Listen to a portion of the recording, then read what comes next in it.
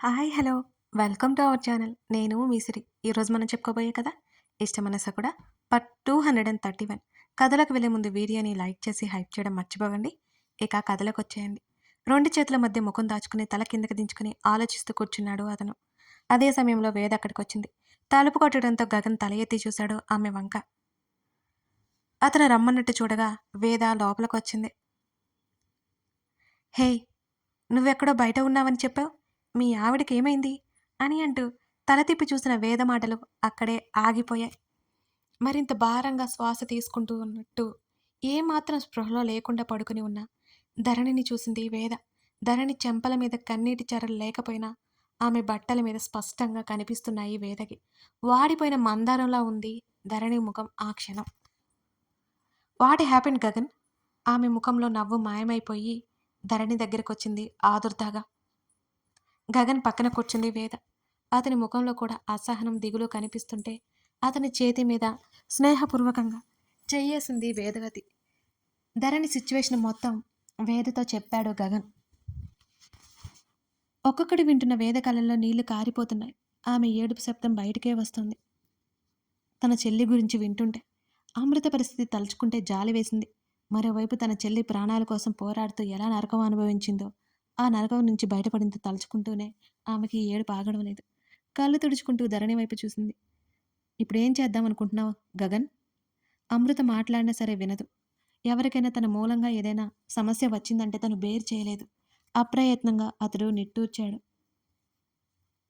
అతని గుండెని చీల్చుకుని వచ్చిన నిట్టూర్పు అతని బాధకి తార్కాణం. ఇప్పుడు నువ్వు అది అబద్ధమని ప్రూవ్ చేసినా ఏదో ఒక రోజు బయటపడితే మళ్ళీ ఇదే జరుగుతుంది కదా.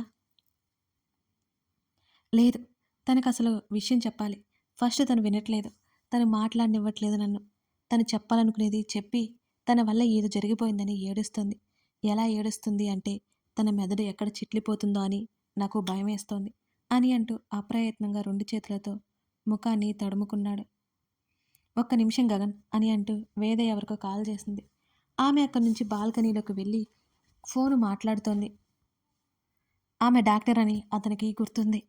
వేరే డాక్టర్తో ఆమె మాట్లాడుతున్నట్టు అతనికి స్పష్టంగా ఆ మాటలన్నీ వినిపిస్తున్నాయి. మరో పావుగంట తర్వాత వేద తిరిగి గదిలోకొచ్చింది. ధరణిని రోజు చెక్ చేస్తున్నారు కదా అని అడిగింది వేద. "ఉమ్, అవన్నీ ఇక్కడే ఉన్నాయి" అని అంటూ దూరంగా టేబుల్ మీద ఉన్నవి చూపించాడు. ఆమె బీపీ మీటర్ తెచ్చి చెక్ చేసింది. పల్స్ చెక్ చేసింది. స్టెథోస్కోప్ తీసి పక్కన పెట్టి ప్రస్తుతం అంతా నార్మల్గానే ఉంది గగన్. కానీ తను నిద్రలేస్తే అబ్నార్మల్గా బిహేవ్ చేయొచ్చు. బీపీ స్లో అవడం, హై అవ్వడం కూడా ఉండకూడదు అని అంటూ ధరణి చేతి మణికట్టు దగ్గర పట్టుకొని ఎగ్జాక్ట్లీ సర్జరీ జరిగి ఎన్ని రోజులు అవుతుంది అని ధరణి వైపు చూస్తూ అడిగింది వేద. 8 నెలలు అన్నాడు. కోమాలో ఎన్నాళ్ళుంది? అక్కడే ఉన్న ధరణి బ్లడ్ రిపోర్ట్స్ అన్నీ ఒకసారి చెక్ చేస్తూ అడిగింది ఆమె. 15 డేస్ అని చెప్పాడు అతను. ఆ 15 డేస్లో తన బాడీలోకి ఫుడ్ వెళ్ళలేదు కదా. తను ఆ వీక్నెస్ నుంచి సెట్ అయింది గగన్. నువ్వు ఏం భయపడకు. ఆ రిపోర్ట్స్ అన్నీ చెక్ చేస్తూనే చెప్పింది. మరి వెయిట్ గెయిన్ అవ్వలేదు కదా అని అడిగాడు గగన్. ఆల్మోస్ట్ తను ఇంకో 2-3 నెలల్లో సెట్ అయిపోతుంది గగన్. నువ్వేం భయపడకు. మునుపట్లా వచ్చేస్తుంది చూడు. మన బాడీ మెల్లిగా ట్రాన్స్ఫర్మేషన్ అవుతుంది. తను ఫ్యాట్ లాస్ అయింది అంతే. హెల్తీగానే ఉంది. నువ్వేం టెన్షన్ పడకు. అప్పుడప్పుడు ఊరికే నీరసపడిపోతుంది అని చెప్పాడు గగన్. Some vitamins deficiency. అది కూడా మెల్లిగా సెట్ అయిపోతుంది. డైట్ ఫాలో అవుతుంది కదా అని అడిగింది వేద. అతను అవునన్నట్టుగా తల ఊపాడు. వేద మాటలన్నీ ఒక ప్రొఫెషనల్ డాక్టర్ లాగా ఉన్నాయి. ఆమె గట్టిగా ఊపి పీల్చి, do you have physical intimacy with her after the surgery అని ఆమె అడగగానే లేదన్నట్టు తల ఊపాడు. Any problem? అతను అప్పటి వరకు మామూలుగా ఉన్నా సరే ఉలిక్కి పడ్డాడు. ధరణికి కిడ్స్ అంటే చాలా ఇష్టమని చెప్పడం గుర్తుంది. నో గగన్. అతడు ఊపిరి పీల్చుకున్నాడు. ధరణి బాడీ స్కాన్ రిపోర్ట్స్ అన్నీ చూస్తూ okay right, she is fit now. ఆమె ఏం చెప్తుందో అతనికి అర్థమైపోయింది. ఫస్ట్ తనతో అమృతని మాట్లాడించు. ఇక్కడి నుంచి ఎక్కడికైనా తీసుకెళ్ళు. తనతో టైం స్పెండ్ చేయి. అసలు వదలొద్దు. తన థాట్స్ చేంజ్ చేయి. తను ఆ పెయిన్ నుంచి రిలీఫ్ అవ్వాలి అంటే తన థాట్స్ చేంజ్ అవ్వాలి. లేకపోతే నువ్వు ఎన్ని చేసినా యూజ్ ఉండదు. తను మళ్ళీ ఆ సూసైడ్ థాట్స్ వైపు వెళ్ళే అవకాశం ఉంటుంది. అని వేద అనగానే అతని కనుపాపలు ఒక్కసారిగా వెడల్పాయాయి. నిన్ను భయపెట్టడానికి ఇదంతా చెప్పట్లేదు గగన్. నేను ఇంతకుముందు డార్జిలింగ్‌లో వర్క్ చేసిన మన హాస్పిటల్‌లో ఒక డాక్టర్ ఉండేది. తను సైకియాట్రిస్ట్. లేడీ అవ్వడం లేడీస్‌ని ఇంకా బాగా హ్యాండిల్ చేసేది. నేను ఇప్పటి వరకు తనతోనే మాట్లాడాను. ధరణి సిట్యుయేషన్ చాలా క్లియర్‌గా వివరించాను. ఆమె ఇవన్నీ చెప్పింది. అంది వేద. నేను ఇవాళ ధరణితోనే ఉంటాను అని మళ్ళీ చెప్పింది. అమృతని చూడగానే ఇంకా తన ఫీలింగ్ హెవీగా క్యారీ చేస్తుందేమో అని గగన్ అన్నాడు.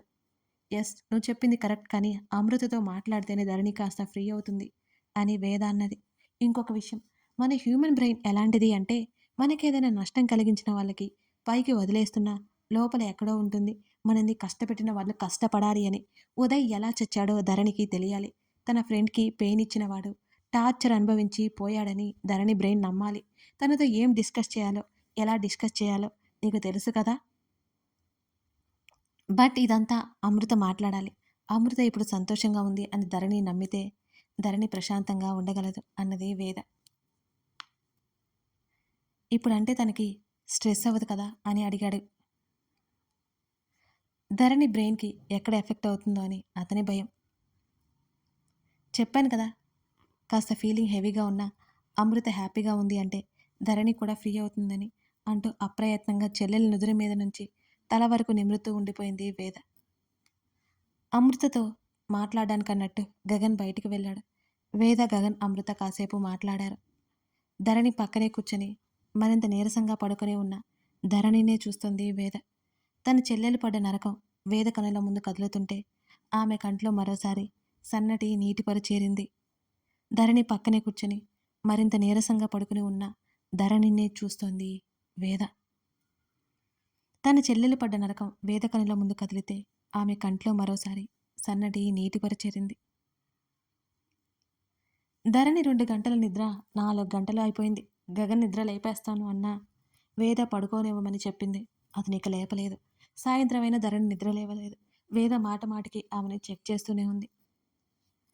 ధరణి ప్రశాంతంగా నిద్రపోతున్నట్టు అర్థమైంది.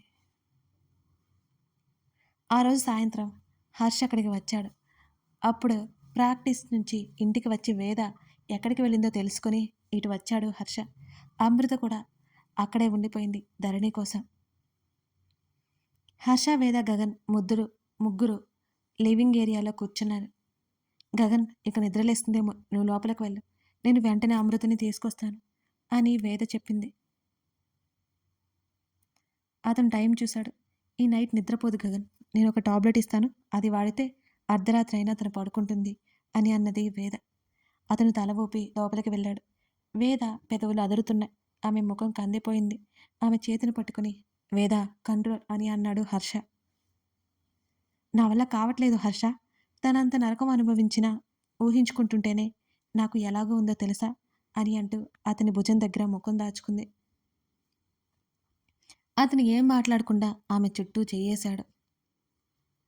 మనం ఏ విషయం మీదనైనా డిస్టర్బ్ అయితే ఆ విషయం గురించి ఆలోచిస్తూ చాలా మదన పడతా. అక్కడ ధరణి ఒక యుద్ధం చేసింది. ఆమె మనసుతో, ఆమె మెదడుతో పెద్ద యుద్ధమే చేసింది. మరోవైపు గగన్, అతని పెయిన్ మామూలు పెయిన్ కాదు. అలా రాయిలా ఉంటాడేమో కానీ చాలా సెన్సిటివ్ అయిపోయాడు. ఇవాళ నేను మరో గగన్ని చూశాను హర్ష. భయపడుతున్న గగన్ని చూశాను.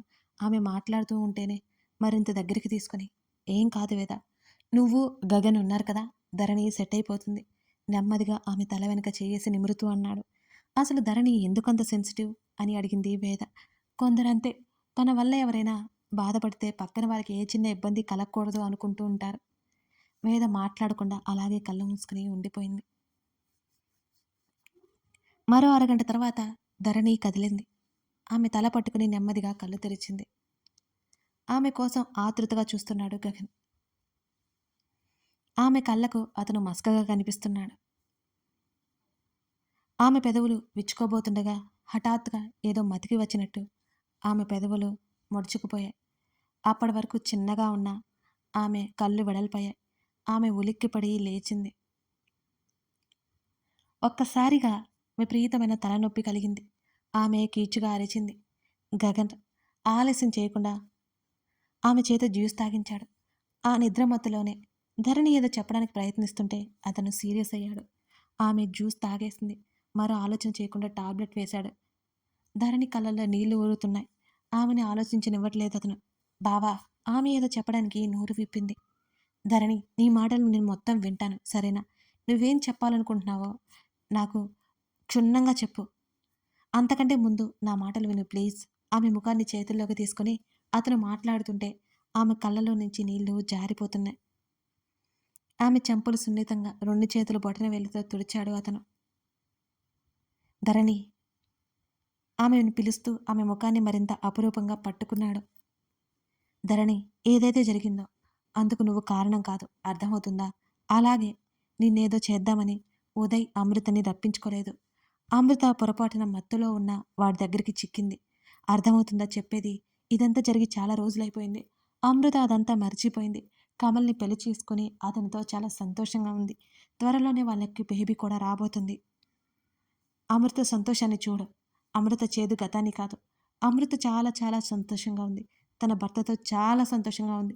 నీకు అర్థమవుతుందా నేను చెప్పేది? నువ్విప్పుడు బాధపడి ఆరోగ్యం మీదకి తెచ్చుకోవద్దు. నువ్వు బాధపడడానికి నువ్వేం చేయలేదు ధరణి అని అతను చివరగా చెప్పేటప్పుడు కాస్త తీక్షణంగా చెప్పాడు.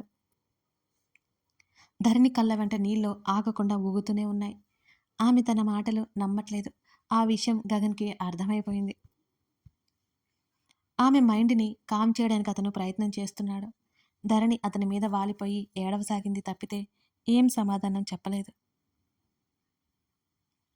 అమృతని పిలిపించాలనుకున్నాడు కానీ, ఆ రాత్రి అమృత కూడా డిస్టర్బ్ అవుతుందేమోనని అతనికి అనిపించింది.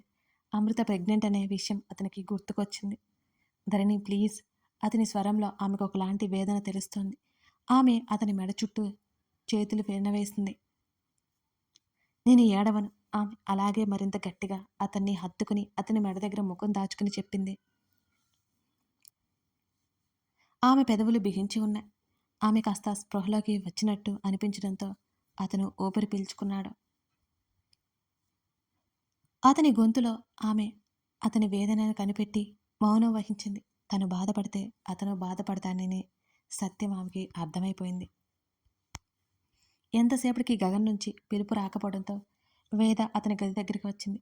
వారగా తెరిచి ఉన్న తలుపుని చూసింది. ఆమె నోటి నుంచి అతని పేరు రాబోతుంటే టక్కున ఆగిపోయింది. వేద ధరణి చుట్టుకుని ఆమె వెన్ను మీద తడుతున్నాడు అతను. అక్కడ అంత నిశ్శబ్దంగా ఉంది. ఆమెకు అతను నచ్చ చెప్తున్నాడేమోనని వేదకి అనిపించింది. ఆమె చప్పుడు చేయకుండా తలుపు మూసి బయటికి వచ్చింది. ఏమైంది? వేదను చూస్తూ అడిగాడు హర్ష. ధరణి కామ్గానే ఉంది. లేట్ అయింది కదా, వెళ్దాం పదా. ఇంటికా? ఈ నైట్కి ఇక్కడే ఉందాం హర్ష. ఏదైనా అవసరం వస్తుందేమో కదా. ఆమె చెప్తుంటే అతను సరేనన్నట్టు తల ఊపాడు. మరునాడు అమృత ధరణి ముందుకొచ్చింది. ధరణి తల వంచుకుని అలాగే మౌనంగా కూర్చుంది. ఆమె కళ్ళ నిండా నీళ్లు ఎప్పటికైనా బయటికి వచ్చేలా ఉన్నాయి. ధరణి, అమృత పిలుపు ఆమె చెవిని చేరిన మరుక్షణం ఆమె కళ్ళల్లో నీళ్లు కిందకి దూకాయి. ధరణి చేతిని పట్టుకుంది అమృత. ధరణి ఇక ఏడుపు దాచుకోలేకపోయింది. అమృత చేతులు నుదురికి ఆనించుకుని, నా ఫ్రెండ్ అవ్వడం నీ దురదృష్టం, నన్ను క్షమించమ్ము. ఆమె మళ్ళీ గట్టిగా ఏడవసాగింది. బాల్కనీలో ఉన్న గగన్ అసహనంగా కళ్ళు మూసుకున్నాడు. వేద కూడా అతనితోనే మౌనంగా ఉంది. కథ కొనసాగుతోంది. కథ నచ్చితే లైక్ చేసి కామెంట్ చేయడం మిస్ చేయకండి. అలాగే ఇప్పుడే మన ఛానల్ని చూస్తున్నట్లయితే సబ్స్క్రైబ్ చేసుకుని సపోర్ట్ చేస్తారని ఆశిస్తున్నాను. 30Kకి వచ్చేసాం కదా మన ఫ్యామిలీ. ఇంకా 50Kకి త్వరలోనే రీచ్ అవ్వాలని మీరు తలుచుకుంటే ఎంత పని నేను కోరుకుంటున్నాను. సరేనా? Thank you.